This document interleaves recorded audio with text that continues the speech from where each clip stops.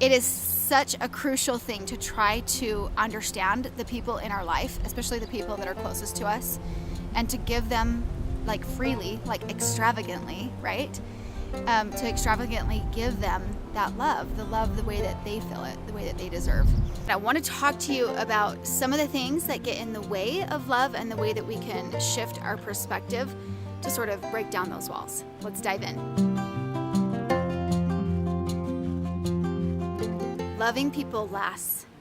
Loving people extravagantly, not stingy, will last forever. You guys, I heard Bob Goff say those words, and the day I listened to those words, I needed to hear them. I needed to be motivated to love extravagantly. You guys, there's so many times that I will approach life and end up like, oh, here I go through life loving stingy, and not freely giving like what I have to give inside. So I needed the reminder, you guys. I needed the motivation to be reminded to love extravagantly. I think so many times like things get in the way because maybe of past experiences, and sometimes just life makes us feel sometimes sour, and so we forget to like tap into that well, that we don't have a lot of love to give because we're focused on what's sour about life. And I think for me the biggest changer when it comes to that, when I think about that, is to remember that what you give, I seriously, I'm a true believer of this, is that in the end you will always get more than what you give. Even if it doesn't come back to us through the same avenues through which we gave in, I'm a believer that we will always get more than what we give. And I feel like that alone makes me like I can do this. I can keep going. And another thing that I think is so interesting to think about with love and loving is that sometimes we end up loving people the way that we feel love and not the way that they feel love. Does that make sense? So like if like my love language is service, okay? That's if we're talking on the platform of love languages, which I want to talk to you more about, like more ideas about platforms in just a second. But if someone is showing me love and they're serving me, then I'm going to feel that. I'm going to feel love. But if they give me something else, maybe I didn't feel that, right? And I feel like that's what we end up doing in life. We walk through life giving away love the way that we would feel loved, instead of trying to understand someone else and figure out like what's their love languages and what are the ways that I can be most effective in loving them so that they can feel it and that they know it. And I know I have to make a conscious effort to love them differently than the way I feel love. You guys, that's like a game changer right there. Back to the platform idea. The platform idea is just, I've been thinking about this lately because I've kind of been diving in and doing a little bit of Enneagram work. And I don't know if any of you have heard about that, but it's kind of blown my mind. And it's a fun thing to explore.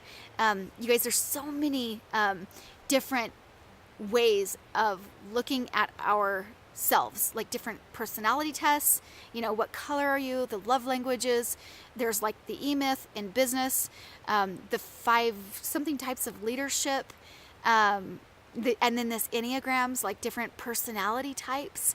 And you guys, to me, I don't care, like I think that those things are great, and I think that it's fascinating, and I think that our society is fascinated by it. And I think it's a good thing, because anytime we're diving into anything like that, we are incorporating and encouraging more understanding, not only of ourselves and who we are, but of the people around us. It awakens sort of this compassion to be able to understand the people around us more, so that we know how to approach them and how to love them, and how, when things go good for them, or how they'll respond, or just, you guys, it boils down to understanding and trying to understand each other, and understand ourselves more and what we need as far as like wake-up calls and what we need to be able to love and to freely give that. So you guys, this last week, and this is why this video has come up for me. This last week, of course, I feel a little bit sour, and I'm giving love stingy. And you know, I had those moments where I was like looking inward, and you know, those selfish moments when I'm saying like, what about my needs, and what about this, and what about that. And I had a moment with my husband in our bed, like we were just laying there chatting, talking, and maybe not chatting is not the right word, because we were a little bit deeper, you know, in conversation than that. But because I have been like kind of thinking about some of these things and focusing on some of these things, it gave me some time to just, you know, be quiet. It's harder for women to do, right? To just be quiet and listen and to chat and to talk.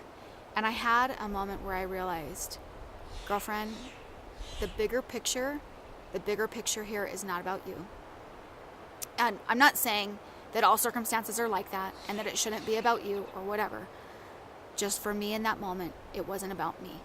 It wasn't about, and all of the inward thought that I had, I realized it was really me being selfish, and it really wasn't very validated, because it was just me kind of going down that negative path. And you know, we know where those things come from. We know where that motivation comes from, and I don't want anything to do with that.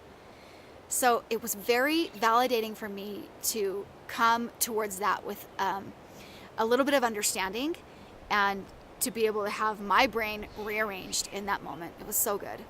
And you guys, this is something kind of going back a little bit that we did as a family that I wanted to share with you, because it was such a tiny thing, but it was huge in the perspective of what it did for our family. And it's just a fun idea. So we were sitting at dinner and we had a conversation. And the conversation at dinner was like, the conversation at dinner was the 5 love languages. And we explained what they were to our kids. And that's why I love that one, because it's really easy to grasp. And it's easy to talk about, like with your family, right? With kids. We talked about the 5 love languages. We explained them so they understood what they were. And we let everybody kind of go through and express what their love language, you know, was. And we talked about different ways and things that we could do to love, you know, that brother or that dad or whatever. And then we encouraged everybody at the table to love each other from the perspective of understanding each other that week. And it was such a shift. It was such a shift, because it's not like it all went off without a hitch. It was great, and it was a good thing to refer back to try to continually encourage that positive feeling in our house and that love. But the best thing is like, you know, if you look at a spectrum of like neutral and positive and like negative, which is like fighting and like, you know, just arguing or kind of getting under each other's skin, like we were kind of from neutral to positive, you know, for that week, which is a huge win, because I think anytime we can take ourselves out of the other side of that is such a good thing, especially as a whole, as a family. Anyway, so I wanted to share that with you because it was such a shift for our family, and it's something that I want to keep coming back to often, and just encouraging my family, and hopefully encouraging just somebody else out there to understand the people that are around you and try to love them. Just try and try to find a place where you can stand that says, I'm going to try to love you because I'm understanding you, and I'm going to show you love the way that you feel love. So you guys, with that, hoping to encourage a little bit of love. If you guys want more tips on living happy and feeling inspired, then please subscribe. I would love to have you along on the journey.